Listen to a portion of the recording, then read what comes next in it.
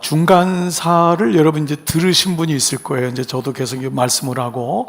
그런데 이 마태복음을 하면서 중간사를 얘기를 안 하면은 또 5년을 기다려야 돼요. 할 수가 없어요. 그래서 여러분에게 오늘 좀 시간을 일부러 내서 같이 말씀을 전하게 되었어요. 중간사가 왜 중요하냐? 중간사를 모르면은 신약 성경을 이해할 수가 없어요. 그래서 여러분에게 이 중간사 말씀을 이제 400년의 기간인데 이 400년을 오늘 제가 점심시간 다 통과해서 한 오후 한 서너 시까지 말씀을 한번 여러분하고 전하겠습니다. 성령께서 감동하시면 1시간 안에 400년을 줄여보고 여러분의 반응이 별로 없고 그러면 한 새벽 한 오늘 오후까지 가는 걸로 이해하시고 오늘 4층에서 식당 봉사자들은 그냥 국 끓이지 마세요. 그냥 기다리시기를 바랍니다. 성령께서 함께 하시기를 기도합니다. 아멘. 여러분 특별히 우리 또 새롭게 또 이제 새해 시작하면서 많은 사람들이 육적인 건강, 영적인 건강 위해서 기도하지만은 여러분 특별히 저도 역시 기도하고 오늘 또 우리 서 권사님 기도해 주신 것처럼 또 다시 강건함을 입어서 승리하기를 소원합니다. 그런데 한 가지 원칙은 분명히 있어요. 제가 깨달은 것 중에 하나가 여러분 지금 몸이 힘든 분이 있죠. 아픈 거는 불편은 한데 변질은 안 돼요. 굉장히 중요한 포인트입니다. 우리가 변질될 때가 언제냐 하면 건강하고 누리고 있기 때문에 변질돼요. 아픈 건 좀 힘들어요. 불편하지만은 그래서 아프기 때문에 사람들이 귀한 겁니다.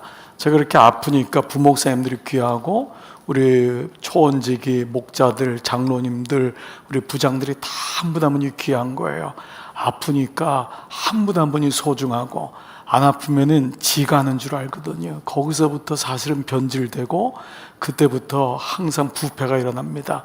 여러분 불편하지만 변질되지 마시고 이번 한 주간도 또 올 한 해도 승리하시기를 기도합니다. 자, 이제 마태복음과 마지막 오늘 읽었던 말라기 사이가 이제 이게 400년이라고 했어요. 이게 중간사라고 했어요. 근데 이 중간사가 변질사가 되기도 하고 광야기도 되기도 했는데, 자, 여러분 말씀을 잘 들으시고 기록하고 오늘 특별히 집에 계신 분들은 꼭 이 말씀을 꼭 묵상하시기를 바랍니다. 왜 이게 침묵기가 됐냐? 이스라엘 백성들이 남유다와 북이스라엘로 다윗의 통일 국가가 70년밖에 유지가 안 돼요. 그러면서 북이스라엘과 남유다로 갈라지는 거예요. 그러면서부터 이스라엘 백성이 이제 그 바벨론과 아수르 그리고 페르시아 이렇게 열방향에서 다 나눠져 디아스포라 백성이 되는 거예요. 그때부터 이스라엘 백성들이 유월절 믿음을 잃어버렸다고 했죠. 유월절 신앙이 뭐예요? 나는 아무것도 아니고 우리에는 주님밖에 없습니다. 나는 죽을 수밖에 없었는데, 아니 죽었는데 웬 은혜입니까? 이게 유월절 신앙이란 말이에요. 이걸 잃어버리면서 그들이 집착한 게 뭐라 그랬죠? 두 가지 뭐였어요? 가족과 돈이었어요. 믿을 거는 가족밖에 없어. 믿을 건 돈밖에 없어요. 이거 자체가 문제가 아니죠. 뭐죠? 유월절 신앙을 잃어버렸을 때의 이 두 가지의 문제. 하나님이 없는 가정의 대표적인 집착이 이 두 가지예요. 그러면 예수를 믿어도 예수를 만나지 않은 사람도 이 두 가지가 예수를 믿는 이유가 되겠죠. 그러니까 이건 굉장히 리트머스인 거예요. 우리의 믿음을 잘 볼 수 있는, 그러니까 가족과 돈을 하나님께 올려드리는 그리스도인이 있는가 하면 여기에 지배를 받아서 끌려다니는 분이 있고, 심지어 이것을 가지고 믿음 생활하는. 그래서 이스라엘 백성이 멸망한 이유가 뭐냐면 우상 숭배였는데, 그게 뭐냐면 한마디로 말하면 기복신앙이라 그랬어요. 이스라엘 민족이 망한 게 기복신앙이에요. 자, 여러분 리차드 홀버스는 상원의원의 그 채플린 목사의 말씀을 제가 한번 인용했어요. 기독교가 복음이 이게 헬라로 가면서 뭐가 됐다 그랬죠? 철학이 됐어요. 로마로 들어가면서 뭐가 됐죠? 제도가 됐어요. 유럽으로 가면서 뭐가 됐죠? 문화가 됐어요. 미국으로 건너면서 뭐가 됐죠? 기업이 되었다고 했어요. 우리는 미국에서 복음을 받았잖아요. 한국으로 들어오면서 기업에다가 뭐가 됐다고요? 기복이 되는 거예요. 이게 더 무서운 거예요. 기업에다가 기복이 된 거예요. 그러니까 기업은 뭐예요? 기복주의란 말이에요. 나만 복 받으면 돼, 내 자식 잘 되고 돈 많이 벌면 돼, 이게 기복이에요. 그러니까 기복 안에는 자식과 부모, 가족과 돈이 있는 게 기복이에요. 그렇죠? 그러니까 기업인데 기업에다가 기복이 붙은 거예요. 그러니까 이거를 가지고 명확하게 교회에서 선포가 안 되면은 예수 믿고 지옥 가는 거예요. 계속적인 얘기를 하는 거예요. 구원을 모르고 이 땅에서 가족끼리 위해서 기도한 다음에 내가 기도하는 사람들 착각하는 거예요. 그걸 가지고 살아가는 거란 말이에요. 이게 이스라엘 백성의 가장 큰 문제가 가족과 돈이었단 말이에요.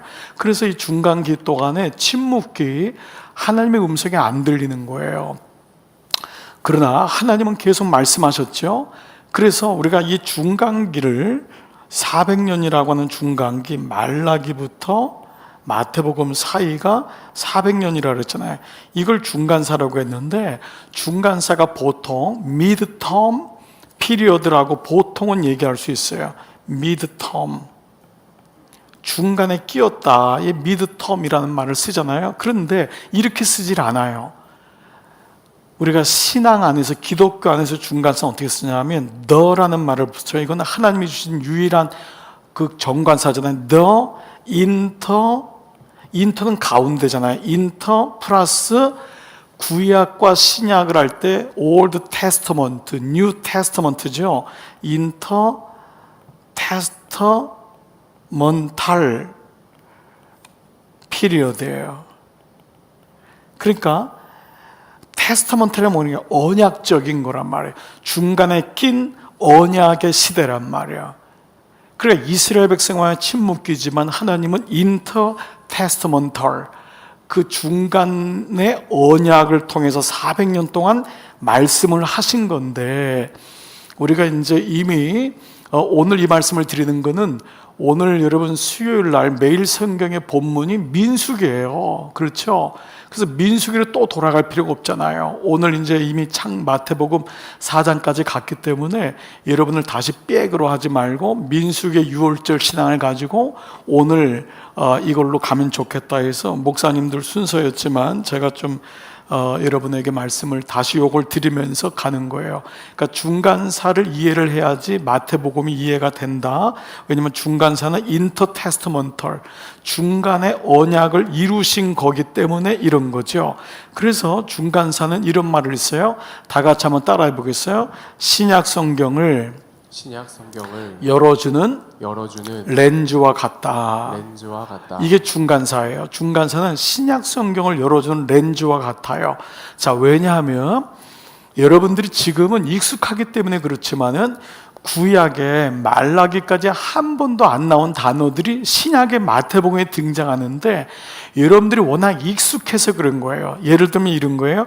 바리새인, 사두개인, 이게 구약에 없었던 단어예요. 예수님 당시에 그렇게 예수님을 쥐잡듯이 잡았던 바리새인들, 사두개인들, 사내들인 공의회, 아리마대 사람 요셉이 사내들인, 이 사내들이라는 단어도 구약엔 없던 단어란 말이에요. 그리고 광야에서 외치는 자의 소리, 여러분이 지난 화요일 날 어제 묵상했던 세례 요한이 에세네파란 말이에요. 에세네파라 그래요. 광야에 있었던 사람들, 석청 먹고 그 가죽옷 입고 이랬던 사람의 에세네파, 이런 단어들은 구약에는 없었어요. 그러니까 이런 단어를, 장로의 전통, 장로의 규례, 이런 말은 구약에 없었어요. 그러니까 이런 단어들이 계속 반복되는 게 뭐냐면 중간 사이에서 만들어진 거란 말이에요. 그러니까 중간사를 이해하면은 신약 성경이 훨씬 보이겠죠. 자, 예수님 계셨을 때 분봉왕이라는 단어 있죠. 헤롯 분봉왕. 예수님 잡혔을 때, 재판할 때 자기들이 못하니까 거기에 파송된 총독이, 우리가 그 예수님, 우리가 사도신경에 나오는 사람이 누구죠? 누구에게 고난받으사? 본디오 빌라도. 본디오 빌라도는 로마에서 파송된 총독이었단 말이야. 그런데 거기에는 이 빌라도가 자기가 꺼려 하니까 누구한테 보내는지 헤롯 분봉왕한테 보낸단 말이에요. 그 분봉왕은 헤롯을 다스리는 유대인이었단 말이에요.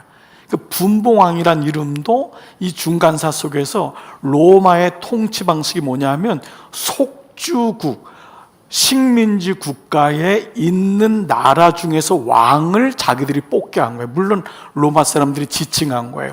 뽑아서 이놈을 너희들 왕으로 삼아라 해서 그 유대인의 왕과 유대인끼리 싸움을 하게 한 거예요. 그러니까 일본이 우리나라 통감부 설치해가지고 했던 것도 똑같이 하는 스타일이에요. 그때부터 로마의 속주국 지배자 팔러시가 생긴 거예요. 그러니까 이런 식으로 영국이 세계를 지배할 때 영국 사람들이 다 지배 안 했어요. 그 나라의 사람을 왕으로 뽑아서 그 나라 사람끼리 싸우게 하고 다 보고받고 아주 잔인한 거예요. 아주 악랄한 게 바로 속주국이 이 분봉왕이라고 하는 시스템도 거기서 나왔고, 또 구약에 없는 단어가 예수님이 처음에 가서 복음을 펼친 데가 회당이란 말이에요. 회당, 시나고고. 회당도 구약이 없었어요. 그러니까 중간사 속에서 만들어진 거예요. 자, 이렇듯이 우리가 익숙했던 단어들이 바로 이런 단어들이 보이는 거예요. 자, 이런 의미에서 중간기는 400년이었지만 역사는 반복되는 거예요. 전도서의 말씀이 뭐냐면 해 아래 새 것이 없다. 지난날에 너에게 교훈이 되는도다.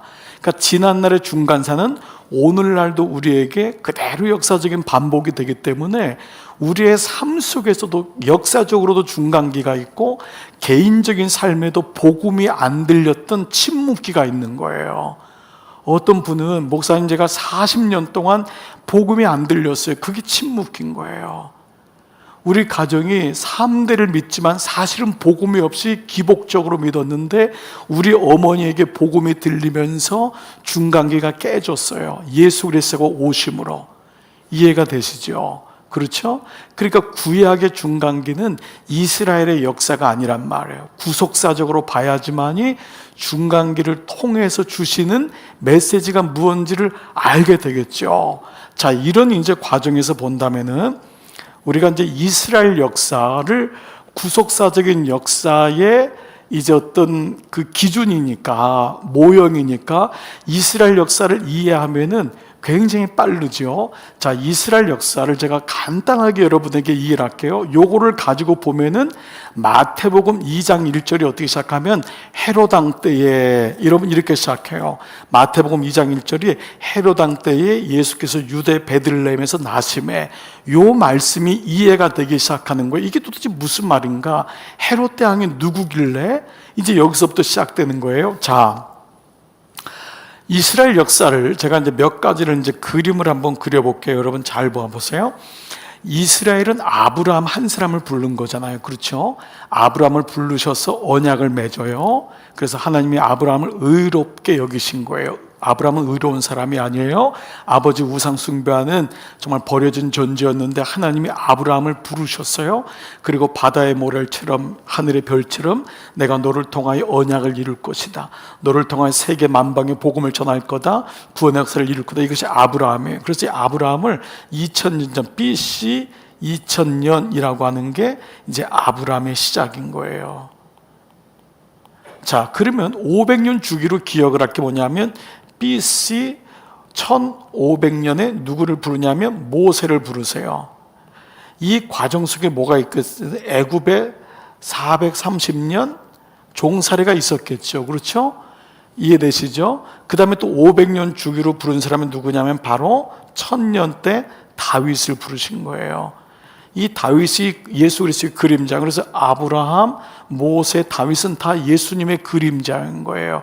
예수님의 모형인 거예요. 자, 요 BC 10세기 때 다윗을 부르면서 이스라엘 왕국을 만들어요. 첫 번째 통일 왕국이라고 해요. 이스라엘의 나라를 만드는 거예요. 그렇지만 이스라엘의 나라를 만들었지만 70년밖에 유지 안 됐다 그랬죠. 그러면서 이 다윗의 아들인 솔로몬의 아들인 르호보암이 이제 남유다와 북이스라엘, 남유다를 만들어요. 남유다. 이게 뭐냐면 남쪽의 유다를, 이 정통성인 거예요. 유다 지파 플러스 베냐민 지파가 두 지파로 나눠지고, 근데 이 이 솔로몬의 아들인 르호보암이 아주 이게 간악한 놈인 거예요. 아버지 따라서 할아버지 생각 안 하고 더 텍스를 많이 세금을 부과하겠다 그러고 뭐 막 이게 하니까 여기 대해서 안 되니까 여로보암이라는 사람을 사람들이 세워가지고 북쪽에 올라가서 열지파가 북쪽에 있다 해서 북이스라엘 이걸 만드는 거예요. 그래서 여기서 열지파가 만들어지는 거예요. 이때에 이제 열지파가 만들어지면서 여기가 사마리아가 수도가 되는 거예요. 이때부터 사마리아 사람들이 완전히 음란을 그냥 마음대로 기복 신앙으로 완전히 바뀌어 버린 거예요. 그래서 하나님이 북이스라엘이 너무 이렇게 되니까 북이스라엘을 치신 거예요. 이게 북이스라엘 멸망되는 게 언제냐면 BC 722년에 북이스라엘이 아시리아라고 하는 대국에 의해서 멸망이 받는 거예요. 그래 이해되시죠? 그 너무 기복적으로 가니까 산당 섬기고 그러다가 그러니까 이 북이스라엘 이렇게 멸망당하는데 그러면 남유다가 정신을 차려야 되잖아요. 근데 유다도 정신을 못 차리는 거예요. 135년 4년 후인 BC 586년 요때 남유다도 똑같은 짓을 해가지고 어디한테? 바벨론한테 멸망을 당하는 거예요. 그러니까 아시리아, 바벨론 이때부터 이제 디아스포라가 되는 건데 왜 이렇게 이스라엘이 아수르나 바벨론에게 이렇게 늘 이렇게 먹잇감이 되냐면요, 그 당시 다윗이 엄청난 금을 모으고 솔로몬이 여러분 그 시바의 여왕과 무역을 이루고 모든 디아스포라 사람들이 나라를 이룬 다음에 어떤 목적이 있냐면 나라를 세우겠다 해서 이때부터 가족과 돈밖에 없으니까 돈을 다 예루살렘으로 보내서 시오니즘을 꿈꿉니다. 시온, 예루살렘이 회복될 걸 꿈꿔요. 그래서 성전 안에다가 창고를 만들어서 세상에 있는 모든 금을 다 모으는 거예요. 지금도 유대인 때문에 금리가 다 결정이 되는 거거든요. 유대인들이 금을 가지고 있기 때문에 이건 완전히 역사적인 배경이거든요. 그러니까 모든 강대국들이 예루살렘에 금이 쌓여 있다는 걸 알고 있는 거예요. 그때부터 예루살렘은 초토화가 되는 거예요. 마지막에 예수님 돌아가신 다음에 예수님이 예루살렘을 울잖아요. 그게 뭐냐면 디도 장군에 의하여서 완전히 로마에 의하여서 돌 위에 돌 하나 남지 않고 멸망당할 걸 예수님이 보신 거예요. 그래서 마지막에 티토스라고 하는 티토에 의해서 멸망당하는데 금을 그 로마 제국의 군인들이 가져가려고 하는데 금이 다 없는데 금 사이에 불을 태운 다음에 돌 사이에 끼어 있는 금을 가져가려고 모든 돌을 다 깨요. 그리고 태우는 거예요. 그 정도로 이 예루살렘은 돈밖에 없는 거예요. 하나님이 있는 곳에 성전에 돈을 넣는 창고를 넣어서 모든 세상의 금을 모아놓은 이게 지금 돈, 가족 이게 계속해서 이어오는데 이거를 못 깨달아요. 하나님은 이거를 깨거든요. 계속 깨는 거예요. 오늘 말씀에도 여러분 보세요. 갈릴리에서 시몬과 야고보가 그 말씀을 전하는데 어떻게 하죠? 오늘 4장에 보니까 그들이 배와 아버지를 버려두고 예수를 쫓으니라. 4장 22절에 안드레와 그 형제 배와 아버지를 버려두고, 이 말씀에 지금 배경은 다 뭐가 있는 거죠? 가족과 돈을 버려두고. 기독교는 가족과 돈을 무시하는 게 아니에요. 그것이 기복이 됐을 때 하나님은 필연적으로 없게 되는 거예요. 그래서 오늘 이 말씀에도 은유적으로 이 배경을 보면은 이해가 되는 거죠. 자, 이렇게 이제 바벨론에서 멸망당했어요. 그 다음에 이제 BC에 내려오면서 539년에 이 바벨론, 잘 나가던 바벨론도 70년밖에 못 가요. 이 바벨론이 페르시아에 의해서 멸망당합니다. 이 페르시아의 왕 중에 유명한 고레스 왕이 나오고, 고레스 칙령, 고레스 왕 칙령이라고 하는 게 뭐냐 하면은 536년에 있는데 어떤 걸 했냐면 모든 디아스포라들을 그 나라로 돌려보내는 것을 한 거예요. 바벨론 때 다니엘이 바벨론으로 끌려갔잖아요. 그때 고레스 칙령에 의하여서 모든 그 디아스포라 사람들 각 나라, 유대만이 아니고 모든 나라들을 그 나라로 보내는 일이 536년에 일어나요. 이때 바로 여러분들이 아는 수룹바벨을 통하여 성전이 재건되는 거예요. 솔로몬 때에 다 초토화됐던 그 솔로몬 성전을 수룹바벨을 통하여서 가면서 여러분이 아는 에스더, 느헤미야, 에스라 이런 사람들이 다 요 당시에 1차, 2차, 3차로 이스라엘로 가는 거예요. 자, 그러면서 516년에 성전이 재건되는 거예요. 자, 이런 이제 역사를 가지고 있는 거예요. 이때 이제 써졌던 게 스가랴, 말라기, 다 말라기가 이때 써졌던 거예요. 그러니까 이제 요런 식으로 왔던 거예요. 자, 그러니까 이미 요때까지만 해도 지금 보세요. 여러분 586년에 남유다가 망하면서 요때까지도 계속해서 남페르시아에 의하여서 그 지배를 받고 있는, 그러다가 이 페르시아에 의해서 마게도냐에서 한 왕이 일어났는데, 이게 여러분이 잘 알고 있는 BC 330년경에 누가 나오냐면 알렉산더 대왕이라고 하는 사람이 나와요. 이 사람이 나오면서 페르시아가 헬라로 바뀌는 거예요. 헬라, 그리스라고 하는 헬라에 의해서. 알렉산더는 마게도냐 사람이거든요. 근데 이 사람의 스승이 아리스토텔레스라고요. 그 헬레니즘에 대한 믿음을 받아들이면서 헬레니즘 시대가 알렉산더 대왕을 통해서 이루어지는 거예요. 여전히 이 사람들은 지금 뭐죠? 포로 시대인 거예요. 바벨론에서 페르시아로, 페르시아에서 그리스로, 헬레니즘으로 해서 넘어가고 있는 거예요. 자, 이렇게 알렉산더가 나라를 세웠지만, 여러분 아시다시피 알렉산더가 젊은 시절에 죽죠.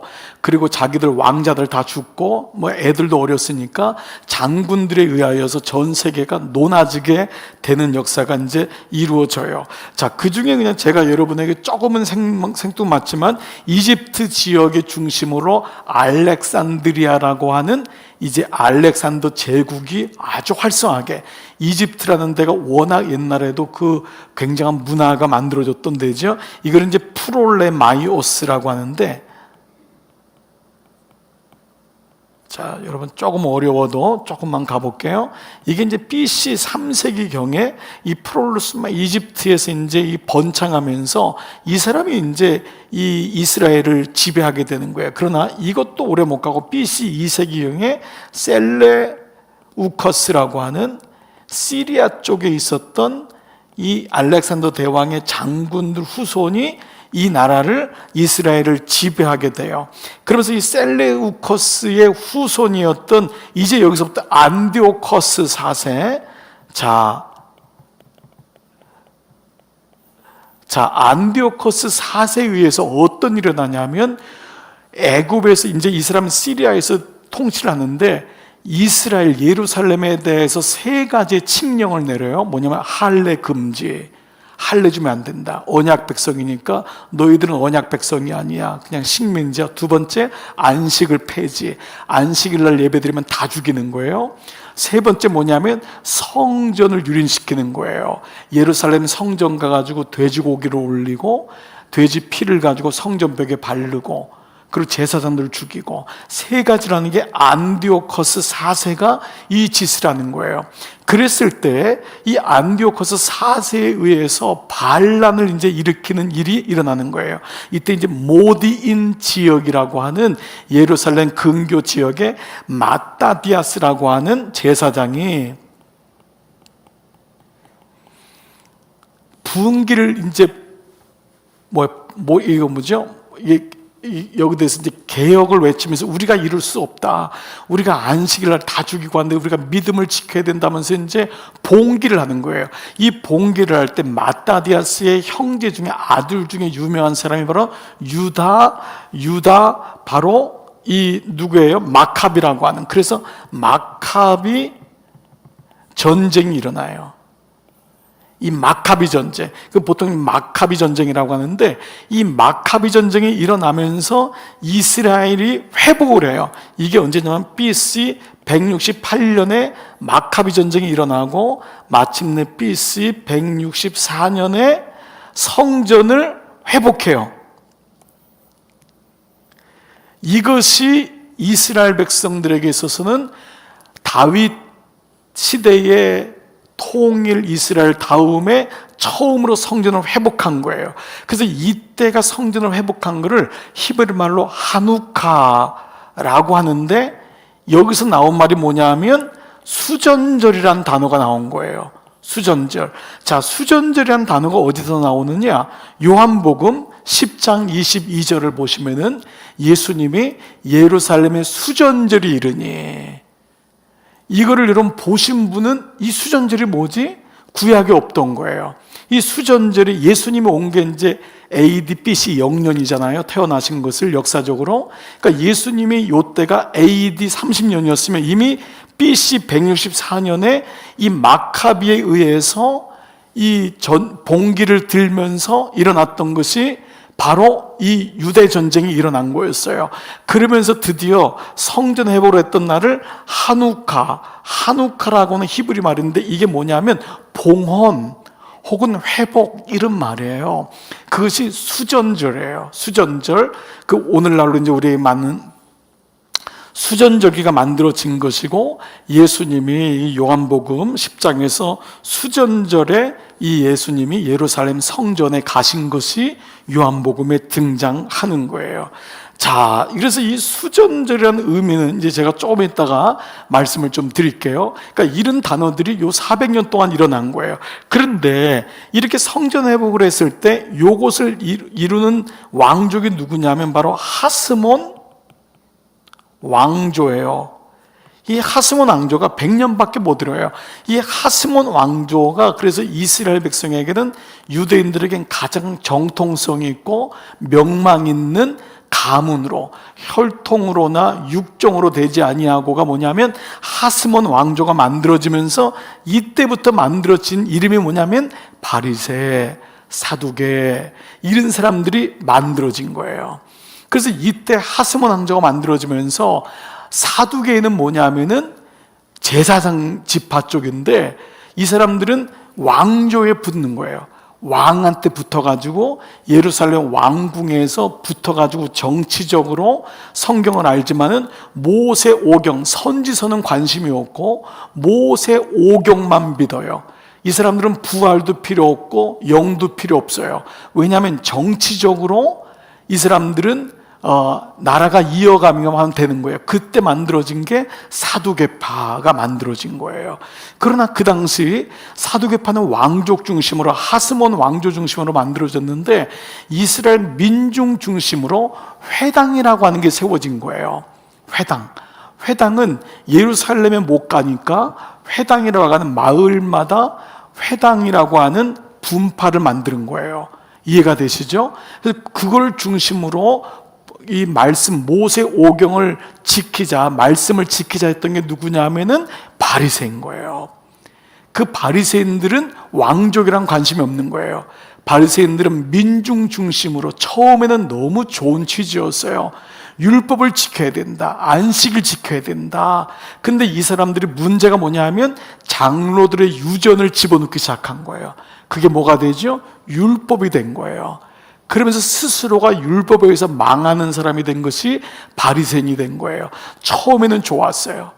그 사두개인에 반대돼 가지고 민중 백성들 편에 서 가지고 회당 중심으로 율법을 지키고 예배를 드려야 된다가 바리새인이 된 거예요. 그러나 이렇게 바리새인도 율법에 빠지게 되고, 그리고 사두개인은 오직 정치만 관심 있는 거예요.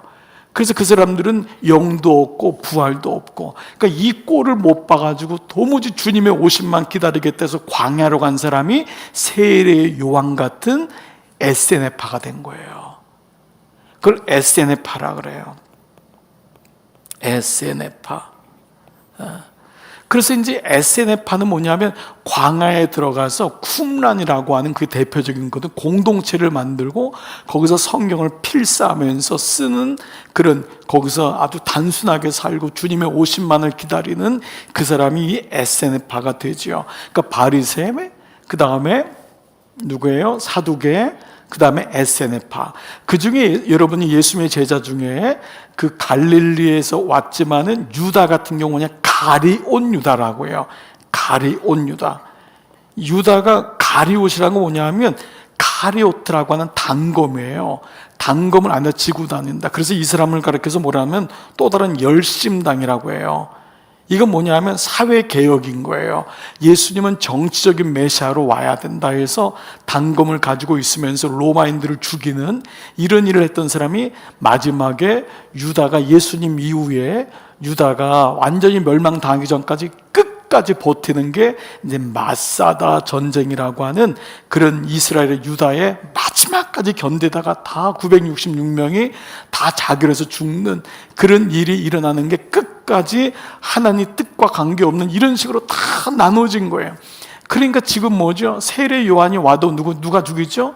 유대인들이 뽑았던 헤롯 왕이 또 죽여버리고, 이런 일들이 계속 이스라엘 백성 속에서 반복이 돼갔던 거예요.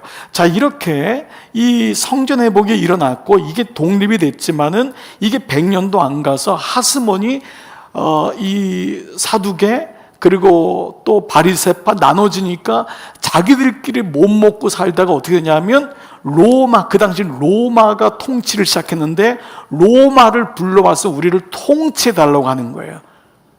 그래서 그때 로마가 통치된 게 바로 이제 BC 63년, 예수님 오시기 전에 63년에 로마의 폼페이우스라고 하는, 여러분이 들어오셨죠? 폼페이우스 장군, 폼페이우스 장군에 의해서 지배가 시작되면서 예루살렘이 다시 함락되는 거예요.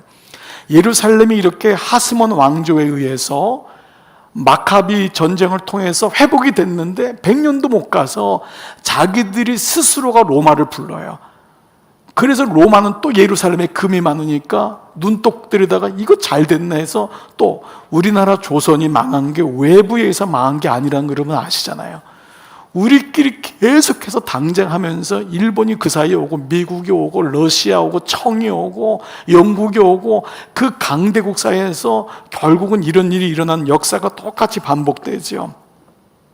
자, 그런데 말씀드린 대로 이 로마가 오면서 만들어진 게 분봉왕이라는 게 만들어진 거예요.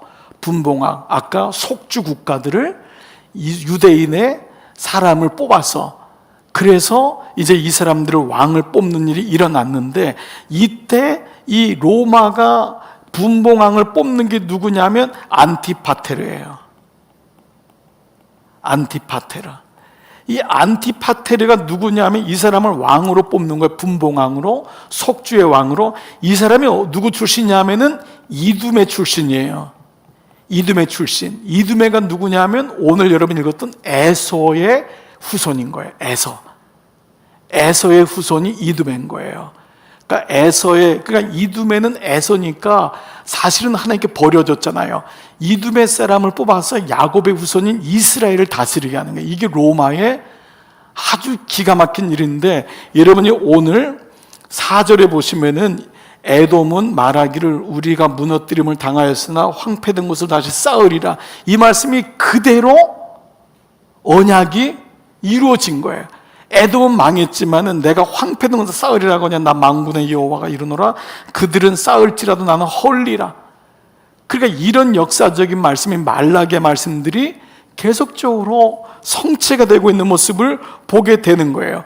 그래서 이 안티파테르의 아들이 누구냐면 바로 영아들을 다 죽인 헤롯 대왕인 거예요. 이 안티파테르의 아들이. 그러니까 여러분이 예루살렘 베들레헴에서 2살 미만의 아이를 죽였던 게 헤롯 왕인데, 이 헤롯 대왕도 역시 누구예요? 이두메 출신이란 말이에요.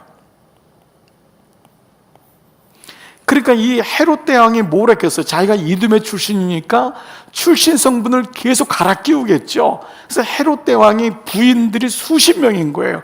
그 중에서 아까 하모스 왕조의 그 아내들을 찾아면서 그 신분 세탁이 이루어지는 거예요. 계속해서.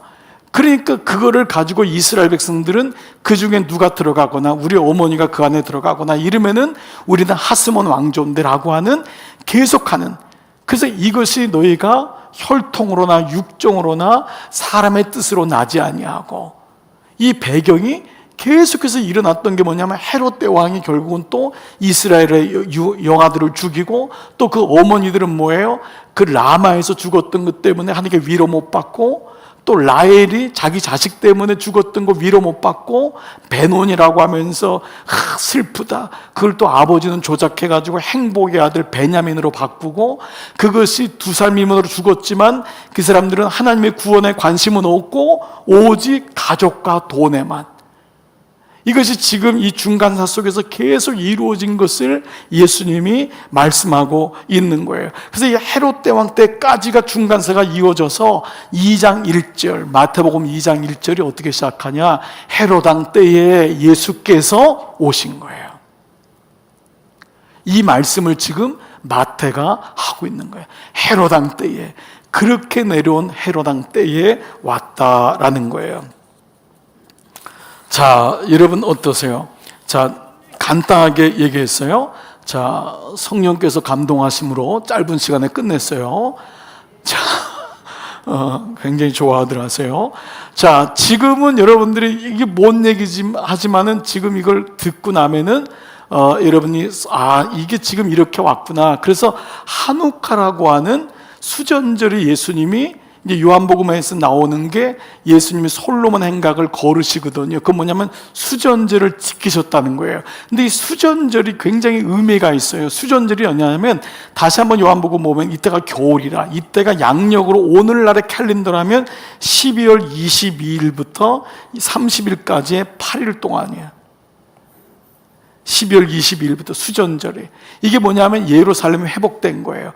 그래서 예루살렘이 회복되면서 여기들 얼마나 감격이 있었겠어요. 돼지피를 다 닦고 신전에 있던 돼지 신상을 다 제거하고 예루살렘에 하나님의 회복이 된 거예요. 그러니까 이것을 예수님이, 수전절이 예루살렘의 회복을 의미하기 때문에 예수님이 수전절을 지켰다고 하는 의미가 나오고 있는데, 이 수전절에 대한 이야기들은 아주 의미가 있어요.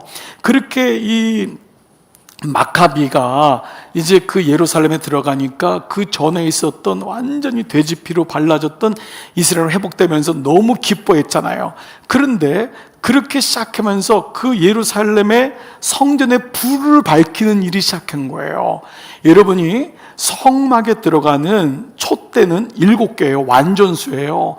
근데 이때에 성전에 불을 켜는데 불을 켤 기름이 하루치밖에 없는 거예요. 성전이 완전 폐쇄됐으니까. 근데 그 기름이, 불이 8일 동안을 비춰줬다, 역사적으로. 그래서 8일 동안을 축제로 한 것을 빛의 축제로 한 거예요. 8일 동안. 그때가 12월 22일부터 30일까지 8일 동안 빛이 비춰진 것을 이루는 것이 이제 이 빛의 축제로 이루어진 거였어요. 그때 여러분들이, 지금도 유대인들이 이 수전절을 지키는 게 뭐냐면은, 그들은 성탄절 때 수전절을 지켜요. 미국의 백악관에도 유대인들, 지금 우리가 트럼프도 사위가 유대인이고 모든 대통령들은 유대인과의 관계 속에 있기 때문에 백악관에는 지금도 이 수전절의 촛불을 켜는데, 그 촛불이 뭐냐면 하느키야라고 하는 촛대예요. 한우, 이제 아까 그 나온 단어랑 비슷한 건지 하누키야. 이것은 촛대가 몇 개냐면, 불이 몇 개냐면 하나, 둘, 셋, 넷, 그리고 안에 가운데 있고 하나, 둘, 셋, 4개. 이 촛대가 8개. 이게 8일 동안 켜졌다 했는데, 요 가운데 있는 초는 뭐냐면 이 초를 켜기 위해서 이 옮겨지는 초인 거예요. 그래서 우리가 이제 예수 그리스도의 오심을 통해서 성전이 회복되는 이 빛이 예수님의 빛이라는 것을 구속사적으로 알고 있었지만, 유대인들이 이걸 모르니까 촛대를 그래서 지금 한우카의 촛대는 다 8개로 되어 있는 거예요. 전 요거까지만 9개. 그러니까 성막에 있는 7개의 촛대가 아니라 지금 모든 유대인 가정에서 요 9개로 되는 거를 상징적으로 하는 거예요. 이걸 빛의 축제다 해서 이때 이스라엘 백성들이 사는 거예요. 12월 22일부터 25일까지. 그래서 사실은 기독교가 크리스마스를 지키게 된 절기가 25일이 어떤 사람은 태양신에게 섬겼던 그때를 왜 섬기냐고 하지만은 유대인들은 끝까지 예수님의 오심을 부인하잖아요. 그래서 지금도 한우카를 섬기는 거예요. 수전절을. 그렇기 때문에 예수님의 요때 오신 빛으로 오셨다는 게 예수님의 성탄 추리와 예수님의 빛, 촛불, 이것이 초대교회 때부터 교회 역사 속에서 초로 밝히는 게 오늘까지 온 거예요. 우리 교회도 초로, 대강절 초를 밝히죠. 그 초가 수전절의 유대교의 역사가 아니라 예수님이 오신 역사, 빛으로 오신 역사를 우리는 수전절의 그 예수는 구속사적으로 예수님의 오심이다 해서 12월 25일을 성탄절로 해서 초대교회 때 이후로부터 이제 어느 순간부터인가 성탄절의 의미가 된 거였어요. 그런데 유대인들은 지금도 미국에 있는 유대인들, 전 세계에 있는 유대인들은 예수님을 구주로 인정을 하지 않잖아요. 그래서 지금도 이 한우카를 섬기는 거예요. 한우카를 섬기면서 예수님의 오심을 막고 있고, 그 유대인들은 지금도 토요일이 안식일이잖아요. 전 세계적으로 디아스포라로 나가 있는 모든 나라의 경제와 정치를 붙잡고 있는 게 다 유대인인데, 미국에도 왜 신앙 지키기가 어렵냐면 유대인들이 토요일이 안식일이기 때문에 일요일 날 모든 가게를 다 열게 하고 자기 종업원들 다 부르고 모든 어린아이들 초등학교, 중학교, 고등학교, 대학교에 스포츠 행사를 주일날 하는 거예요. 그렇기 때문에 주일날 자기 애들 데리고 다 축구하러 다니는 거예요. 야구하러 다니고. 이게 유대인인 거예요. 그러니까 완전히 기독교의 안식일, 기독교의 주일을 못하게 하는 게 지금도 유대인으로 오고 있는 모습이 바로 이거예요. 어느 정도냐면 이 한우카 때 뭐를 먹었냐면 이게 기름이 떨어지지 않았다 해서 밀가루를 기름에 튀긴 오늘날의 도나스가 발견되는 거예요. 물론 이건 네덜란드에 의해서 네덜란드 사람들이 기름에다가 근대 와가지고 기름에다가 튀겨서 이 밀가루를 튀기니까 오래 방부제가 없이 오래 먹을 수 있고 맛있게 된 거예요. 그거를 언제 먹냐면 성탄절 때부터 1월 16일 정도까지 보름 20일 동안을 네덜란드 사람들이 먹는 게 미국에 와가지고 오늘날에 여러분들이 먹는 도나스가 된 거예요. 근데 그것이 언제냐? 수전절에 먹었던 떡이 튀김으로 기름에다가 먹었던 것이 유대인들이에요. 그래서 이런 역사가 구약에 있는 역사들이 어찌 보면 계속해서 흘러가고 있는 것을 보게 되는, 이것이 중간사 때 만들어진 거예요. 자, 그렇다면 이 중간사는 그러면 이렇게 해서 이스라엘의 역사로 끝나는 것인가? 자, 그렇지 않다는 거예요. 그러면 말라기 때부터 마태복음 때까지 오기까지 이러한 지금 변화가 있었는데, 이때에 이 배도 가운데 하나님의 침묵이라고 하지만 이 침묵은 구속사적으로 봐야 되는 거예요. 중간사는 세계 역사나 문화적으로 혹은 강대국의 바뀜, 이스라엘의 마카비에 의해서 로마 제국이 들어왔고 이걸로 보는 것이 아니라 하나님의 타이밍으로 보는 거예요. 하나님의 구원을, 그리스도를 보내기 위한 중간사가 준비사가 되는 거예요. 하나님은 우리의 변절사를 어떻게 해요? 준비사로 바뀌시는 거예요. 이게 중간사인 거예요. 여기에 하나님의 일하심이 일어나는 거예요. 우리는 변질됐어요. 이스라엘 백성을 죽이고, 우리는 스스로가 또 개혁됐다가 또 원인치 되고, 이게 우리의 변질사인데 하나님은 이것을 준비사로 바꿔서 400년 동안 그리스도의 오심을 보내기 위한 예비적인 시간으로 만드세요. 자, 그래서 성경에 나와 있는 가장 중요한 단어가 뭐냐면 이제부터 때라는 단어가 보이는 거예요. 때. 이 때는 뭐라 그랬죠? 두 가지가 있다 그랬죠? 카이로스와 크로노스가 있는 거예요. 그러니까 돈과 가족을 중심으로 했던 사람은 크로노스밖에 안 보이는 거죠. 크로노스밖에 안 보이니까 심판받아도 모르는 거예요. 여러분 그렇지 않나요? 우리가 돈이 아무리 있은들 뭐예요? 그걸 누리는 시간이 길지 않아요. 우리가 아무리 건강한들 그거 누리는 시간이 몇 년일 것 같아요? 누리지 못합니다. 그러니까 크로노스밖에 안 보이면, 하나님의 관점으로 안 보이면은 거기 매몰돼서 있다가 지옥 가는 거예요. 근데 하나님은 우리의 눈이 크로노스가 아닌 카이로스로 보게 되는 거거든요. 그래서 복음이 들어오는 순간 우리의 안목이 바뀌는 거예요. 기복적인 신앙에서 팔복의 신앙으로 바뀐단 말이에요. 아, 하나님이 다스리는구나. 그래서 고난도 질병도 가난도 이길 수 있는 게 하나님의 복인데, 마귀는 어떻게 하죠? 이거를 못 보게 하죠. 카이로스를 못 보게 하고, 야, 무슨 영혼이 있어, 죽으면 땡이지. 그래서 지옥으로 보내는 게 마귀의 오늘날 작업이잖아요. 이거를 보기 때문에 부모가 애통하는 거거든요. 위로받기를 거절했던 라마에 있던 어머니들이나 라헬이 아니라, 그 당시 예수님이 오셨는데 자식들 죽은 것 때문에 위로받기조차 거절하는 그것이 이스라엘 백성의 모습이었는데, 이제는 예수님의 오심으로 영원한 나라 생명이 있음을 보여주고 카이로스의 눈을 갖게 한 거예요. 이게 때란 말이에요. 하나님의 구원의 때를 이루는, 이거는 영원한 거예요. 그러니까 우리의 생명은 이 땅에서 죽는 게 아니에요. 여러분, 땡이 아니에요. 우리는 잠시 육체의 이것 장막을 벗을 뿐이지, 여러분과 저는 영원한 하나님의 스펠로마 씨로 됐기 때문에 우리는 영원토록 살도록 지음받은 거예요. 영원토록 지를 즐거워하고. 그러니까 이제부터 스펠로마가 들어왔을 때, 생명이 들어왔을 때 우리는 좋은 땅, 하나님의 의롭게 여기는 땅이 되어서 그곳에서 최소한이 100배, 60배, 30배 열매를 맺는 하나님의 자녀에 되는 인생, 구원된 인생으로 바뀌는 거예요. 그렇기 때문에 우리는 죽어도 죽지 아니하는 부활, 이것을 우리가 알게 되는 거잖아요. 이것이 카이로스인 거예요. 여러분, 이것이 말씀으로 명확히 들어온다면, 까짓것 질병, 오래 겪어봤자 10년인데 까짓것 가난, 이것 때문에 내가 뭘 그렇게 죽겠다고, 죽음, 그 순간만 넘어가면 되는데, 이게 딱 보이니까 그때부터 기독교는 순교의 종교가 되는 거예요. 믿음이 되는 거예요.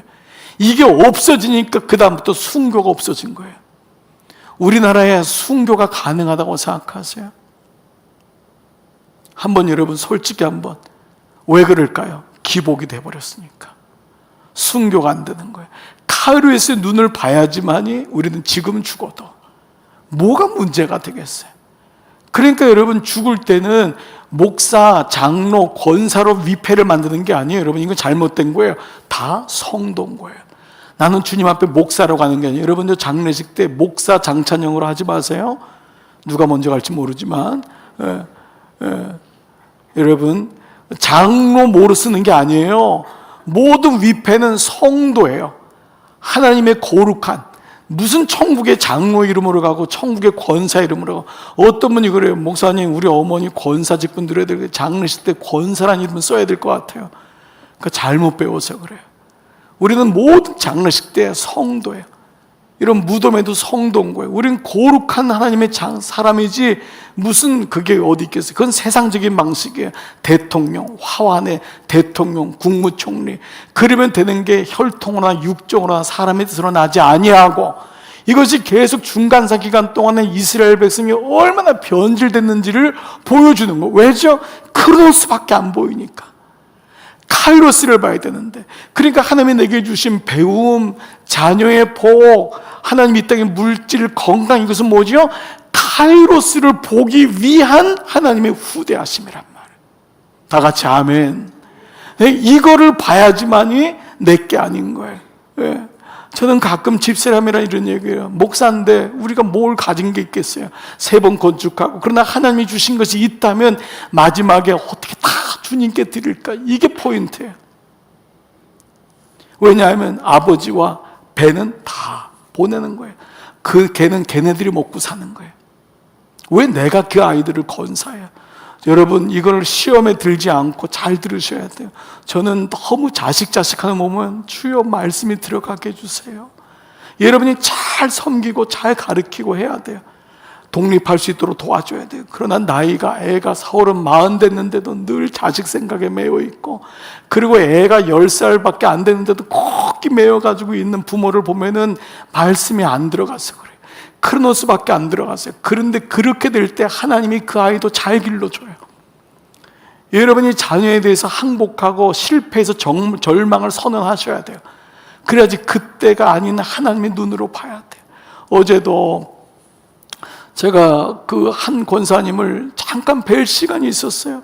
그 기업 이렇게 가게 이렇게 하시는 분인데 잠깐 들어서 기도해 주는 시간이 있었는데 그분이 하는 얘기가, 목사님, 제가 말씀이 안 들렸으면 저는 자식들에게 붙잡히는 인생을 살았을 텐데 이제 나이가 60대 가지고 가족들이 이제 말씀이 들리니까 내가 얼마나 감사한지 몰라요. 하나님의 아이들인데 이거를 말씀으로 명확하게 알고 나니까, 그러면 자녀들에 대한 기도가 떨어지나요? 없어지나요? 아니요.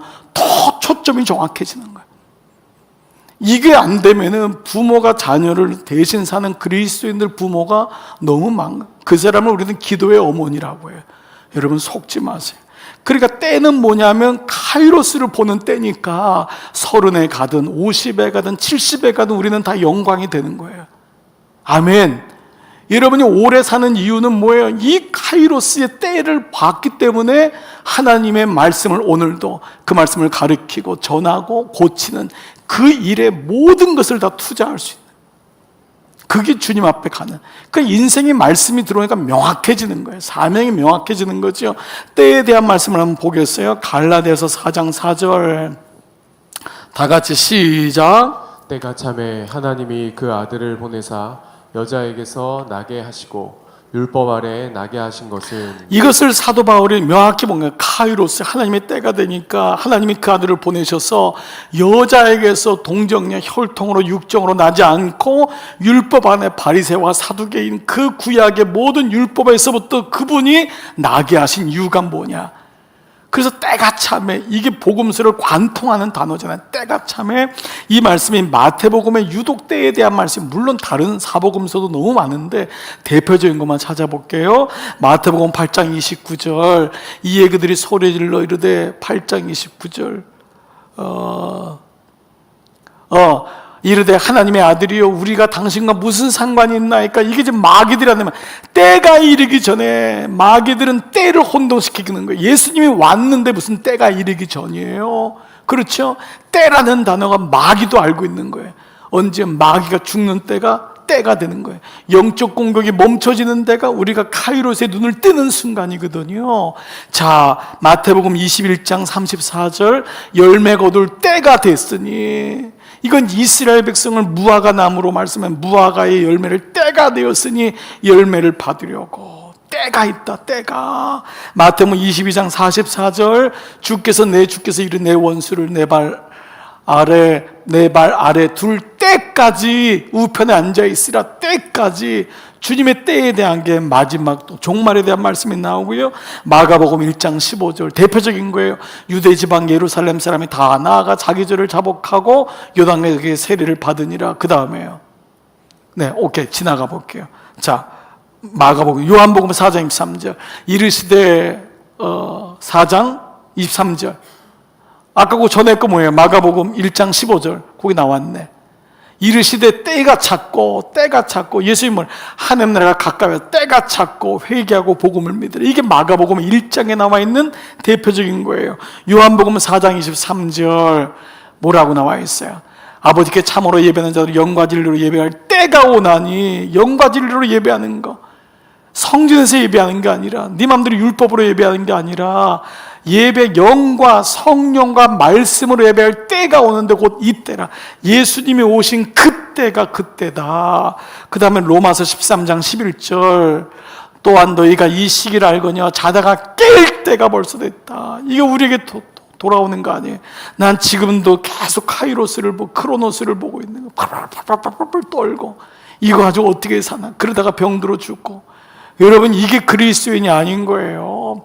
그러니까 성경은 때에 대해서 계속적인 말씀을 하고 있는 거예요. 자, 우리가 이제 이런 개념을 보는 거예요. 자, 한 가지 아까 생각난 것 중에 이제 우리가 그 중간사 속에서 우리가 또 하나 이제 이해할 건 뭐냐면, 제가 지도를 잠깐 하나 보게. 유대 땅을 이제 이렇게 보통 해요. 자, 여기가 갈릴리 헤르몬산에서부터 내려와서 여기가 좀 너무 커졌는데, 자, 여기가 사해, 여기가 갈릴리, 사해, 이렇게 된단 말이에요. 예수님 때에 이스라엘의 갈릴리 지역, 사마리아 지역, 유대 지역, 이렇게 세 나라로 나눠져요. 이스라엘인데 이것도 중간사 속에서 이해가 돼야 되는 거예요. 그러니까 예수님이 갈릴리 중심으로 해서 여기에서 갈릴리에서 시작하신 거예요. 그래서 여기를 갈릴리 지역, 분봉왕이 갈릴리 분봉왕이 헤롯이라는 거죠. 갈릴리 지역이 요 지역인 거예요. 오늘 새벽에 최 목사님이 잠깐 얘기하셨는데 이건 이방 갈릴리라고 해서 이 북쪽이니까 이방 사람과 붙어 있는 건데 여기는 사람들이 천대받고 이랬던 사람이지만 이 사람들도 유대인이었어요.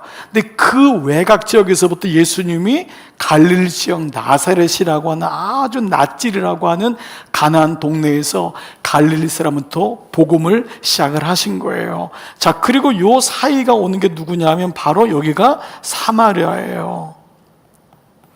그리고 이 사이를 중심으로 여기가 바로 유다예요. 사마리아와 유다와 땅끝까지.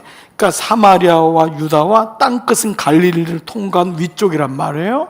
그러니까 모든 게. 그러면 이제 여기가 요단강이란 말이에요. 갈릴리, 여기가 사해. 그리고 여기가 이제 이 나라들이 이방 나라, 이제 보통 이방 나라, 여기가 이제 아람이 위쪽에 있고, 암몬 이쪽에 있고, 모압이 여기 있고, 그 다음에 이두메가 여기 있는 거예요. 자, 나라를 쉽게 얘기하면 이렇게 요단강 동쪽 쪽에는 이방 나라가 있고 여기가 이스라엘인데 갈릴리, 사마리아, 유다가 된 거예요. 그래서 예수님이 갈릴리에서 오실 때 사마리아를 통과해서 오신 거예요. 예루살렘 여기 있거든요. 그래서 사마리아 여인을 만나는 거예요. 예수님 사마리아 쪽은 이 사람들이 안 갔어요. 어떻게 왔죠? 요단강 건너서 돌아갔어요. 근데 예수님은 일부러 사마리아를 관통해서 오면서 거기서 사마리아 여인을 만나시는 거예요. 그러니까 사마리아는 이때부터 알다시피 여러분 이스라엘이 완전히 그냥 이방민족으로 기복으로 무너지면서 산당이 되면서 사마리아는 이스라엘 사람들이 상종하지 못할 민족이 되어버린 거예요. 그러나 사실 어쩌면 유다도 똑같이 그렇게 변질됐던 거죠. 그래서 이 중간사 속에서 갈릴리, 사마리아, 유다가 만들어졌던 것을 우리가 알게 돼요. 자, 그러면 이제 마지막 결론을 내려볼게요. 그렇게 때가 중요하면 중간사 속에서 중간사가 하나님이 준비사가 됐다고 했는데 무엇을 준비했을까? 4년 동안 우리는 변질하고 우리는 배도하고 침묵하고 선자들 다 죽였는데 하나님은 어떤 일 이루셨냐? 두 가지의 큰 일 이뤘어요. 이게 이제 복음이 예수님 오시면서 예수님이 어떻게 사마리아와 유대와 사마리아 땅끝까지 이뤄 그 12명밖에 안 되는 갈릴리 사람들 촌부들을 데리고 땅끝까지 복음을 전파할까? 400년 동안 이게 준비가 된 거예요. 400년 동안. 그게 뭐냐? 첫 번째가 뭐냐면 바로 팍스 로마나예요. 로마나. 영어로 이제 팍스 로마나라고 하는 거예요. 팍스 로마나는 뭐냐면 이 예수님 오시기 폼페이오 장군이 오면서 BC 63년에 그 로마인들을 데리고 오면서 그 전에 로마가 있었죠. 물론 오면서부터 200년 중심으로 로마가 가는 곳마다 팍스 평화가 임했다. 로마의 다스림이 있었는데 이 팍스 로마나 속에서 로마가 했던 게 뭐냐면 길을 닦는 거였어요. 그래서 모든 길은 어디로 통한다? 로마로 통한다. 전 세계에다가 공병들을 통해서 무려 28만 킬로미터의 여러분 길을 닦는 거예요. 28만 킬로. 그러니까 여러분 지금 우리 이 대한민국의 서울과 부산의 길이가 430km예요. 400km. 대한민국 430. 그런데 2000년 전에 로마가 닦은 길이 28만. 여러분이 지금 졸지 않는다면 충격이 돼야 되겠죠. 다시 대한민국 430. 로마가 2000년에 28만. 이거를 로마 제국을 통해서 모든 서방과 동방에다 다 깔은 거예요. 누가 시키지도 않았는데. 이게 첫 번째 팍스 로마나. 하나님이 이방 신들을 이방 왕들을 감동시켜서 지금도 로마 사람들은 왜 자기들이 길을 닦았는지 몰라요. 모든 길을 닦은 거예요. 복음이 다 거기로 가도록. 그러니까 하나님의 역사하시면 여러분 지금은 이해를 못하는 거예요. 왜 2살 밑에 내 아이를 데려갔는지 이해를 못하는 거예요. 왜 헬라가, 왜 라헬이 그렇게 울은지 이해를 못하는 거예요. 하나님의 일이 그렇게 중간사 속에서 생기는 거예요. 내가 일을 못하니까 하나님이 그 가운데 일을 시키는 거예요. 이게 눈이 열려져야 된다고요. 두 번째는 뭐냐면 언어의 통일이에요. 이게 로마가 바로 알렉산더 대왕부터 로마도 그리스 밑에 있는 나라잖아요. 알렉산더 대왕이 했던 게 뭐냐면은 언어의 통일하는 거예요. 그래서 헬라어로 그리스어라고 해요. 헬라는 헬라 민족 대국을 의미하고 그리스는 나라니까 똑같은 말이지만 그리스어 헬라어로. 그래서 여러분 구약은 히브리어로, 신약은 예수님 당시였는데 이미 뭐죠? 그리스어로 번역이 된 거예요. 예수님 제자들이 다 그리스어로 된 거예요. 그래서 그리스어 헬라어로 만들어지면서 모든 세계 사람들이 성경을 보게끔 된 거예요. 이해가 되시죠? 예, 오늘날의 영어는 뭐 말할 것도 이건 차원도 다른 거예요. 완전히 헬라어가 된 거예요. 그래서 알렉산드리아라고 하는 애굽에 있는 도시에서 이 헬라의 이 알렉산드리아 후손들이 한 게 뭐냐면 구약 히브리 성경 모든 나라의 법전들 모든 나라를 데려와서 자기 나라 말로 바꾸는 작업을 했는데 그 중에 이스라엘 민족에서는 구약 성경을 구약의 히브리 말을 헬라어로 바꾸는 걸 한 거예요. 누가 시키지도 않았는데 그게 바로 70인역이에요. 70인역 구약 성경이 헬라어로 바뀐 거예요. 근데 이것도 여러분 보세요. 우리나라도 언어를 잊어버리는데 히브리 사람들은 자녀들 때 가가지고 헬라어를 쓰니까 구약을 못 읽는 거예요. 그런데 이거를 알렉산더의 후손들이 알렉산드리아에서 애굽 사람 유대인들을 데려다가 한 건데 유대인들을 72명을 뽑은 거예요. 근데 그것을 셉투아진트라고 70이라고 하는 헬라어로 쓴 거예요. 헬라로 70인역, 그래서 70명이 모여서 번역했다 해서 70인역이 된 것이 구약 성경이 만들어진 거예요. 언어가 통일되면서 여기서 70인경이 만들어진 거예요. 이 두 가지가 가장 큰 핵이 되는 거예요. 그렇습니다. 이걸 통해서 여러분 어떻게 되죠? 하나님은 침묵하셨지만 그리스를 보내는 일들이 일어나게 된 거였어요.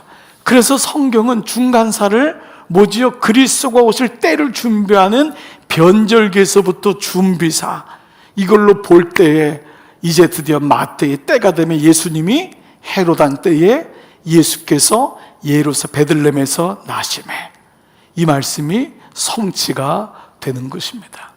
그렇습니다. 이제 여러분 오늘 말씀을 마무리하고 이것이 마지막에 요한복음 10장 28절 수전절에 오신 예수님이 뭐라고 말씀하시냐면 이렇게 말씀해요. 내가 그들에게 영생을 주노니 수전절에 예수님이 솔로몬 행각을 걸으시면서 내가 그들에게 영생을 주노니 영원히 멸망하지 아니할 것이요 또 그들을 내 손에서 빼앗을 자가 없느니라. 이스라엘은 계속 빼앗기고 뺏기고 이것인데 너희에게 있는 가족과 돈이 아니라 너에게 영생을 주겠다. 그리고 영원히 멸망하지 아니할 것이다.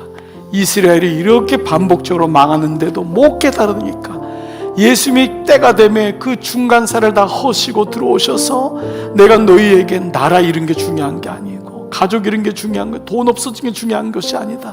너에게 내가 영원한 생명 이것이 그리스도가 붙잡아야 될 하나님 말씀인 거예요. 왜 말씀이 중요하냐를 계속 얘기할 때 말씀이 없으면 크로노스밖에 못 보니까 예수 믿어도 늘 죽는 거 사는 거 배고픈 거 자식 돈 많이 모으는 거 여기에 혈안이 돼가지고 끝나는 배교도적인 기복적인 믿음으로 끝나는데 오늘 다시 요한복음 10장 28절 마지막 말씀을 다시 봐보세요.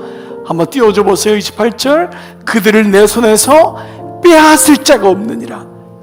이것이 예수님이 수전절 그 이스라엘 백성이 성전을 회복한 그때 오셔서 내가 너희가 만든 하누키아의 빛이 나다. 내가 하누키아의 그 4개 8개 봉우리 속에 그 빛을 주는 내가 그 빛이다. 그래서 내가 그 빛이요 길이요, 그 빛이 하누키아의 수전절의 빛이었던 거예요. 그 말씀을 듣는 이스라엘 백성들은 예수님 당신이 수전절의 주인이란 말이요? 그래서 알지 못하고 예수님을 잡아 죽였던 거예요. 오늘 이 말씀이 성취가 중간사를 통해서 이루어집니다. 아마 이제 목사님들이 여러분에게 말씀을 풀어줄 때 이 중간사의 말씀들을 이해할 때, 이래서 우리가 그걸 잊어버리고 사두개인이 돼가지고 그렇게 정치에 붙어있고 자기도 지키지 못하는 바리새파가 돼버리고 또 세상을 떠나버리는 이 겟세네파가 되어버리고 우리는 또 자기 열심당이 되어버리고, 그때 예수님이 오셨구나. 그때 예수님이 우리에게 영생을 주기 위해서, 그래서 우리가 이 땅에 살지만은 영원한 생명 되신 예수님, 이것이 복음이구나. 여러분 꼭 이 복음 붙잡고 승리하는 새해 되시기를 주의 이름으로 축복합니다.